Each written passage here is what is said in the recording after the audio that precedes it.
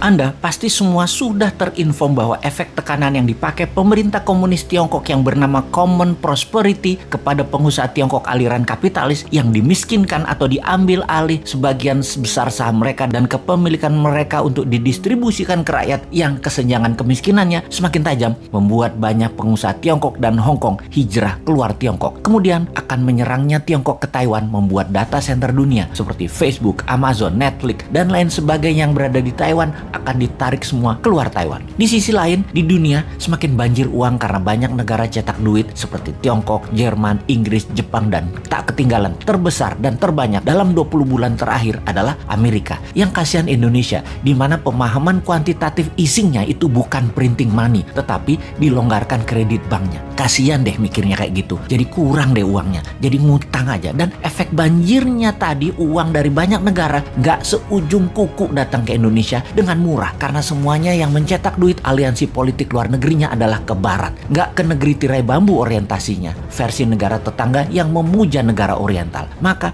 banyak sekali yang melakukan pekerjaan pivoting bisnisnya ke safe haven country. Siapa safe haven country tersebut? Siapa lagi kalau bukan Singapura? Kapitalis Tiongkok, Hong Kong, dan Taiwan pindah besar-besaran ke Singapura saat ini. Bahkan istrinya Jack Ma beli properti di Marina Bay, 2 bangunan senilai 75 juta dolar dirubuhin dan dibangun baru agar terkoneksi. Bayangin, 75 juta dolar dirubuhin, senilai 1 triliun rupiah dibeli hanya untuk dirubuhin. Coba, uang-uang tadi di sisi banyak negara aliansi barat tadi ternyata mencari aliran proyek yang bagus untuk mereka investkan. Banjirnya uang ini ditambah banyaknya proyek bagus, ini era disebut lazy money era. Dan sungguh, saat inilah lazy money era tersebut. Kalau sahabat punya perusahaan yang sifatnya disruptor, scalability-nya besar dan jangka panjang ke depannya, uang di lazy money pasti akan ke Anda. Uang di lazy money pasti akan ke Anda tanpa Anda yang cari. Anda cukup jadi cantik dan stand out, pasti dilirik. Tak usah genit-genit mepet-mepet murahan, cari-cari pengusaha di bar. Cukup datang ke acara resmi,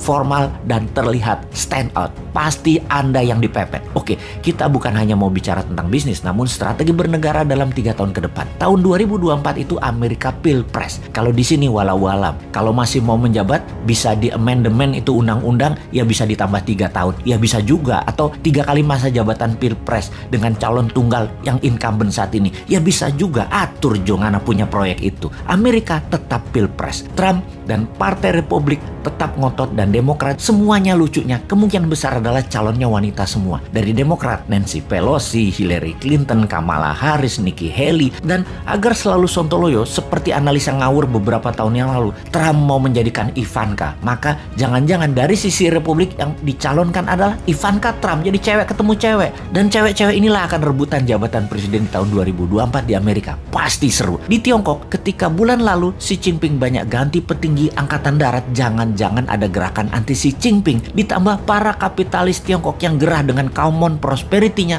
mulai bergerak membuat ekonomi Tiongkok resesi karena pemerintah Tiongkok, pemerintah komunis Tiongkok harus membail out Evergrande. Apapun itu, kok kita melihat peluang yang banyak ya? Gini deh, kalau ternyata dengan peluang itu semua, ternyata Indonesia malah ikut resesi, sulit energi, negara chaos, pengusaha Indonesia tidak bisa tarik investasi, pemerintah tidak juga bisa tarik peluang mempermudah arus uang, kayaknya memang kalian dan yang mau menari di 2024 yang mirip-mirip platform bernegaranya, gak usah tanding deh di 2024, repotin aja lu para old mind.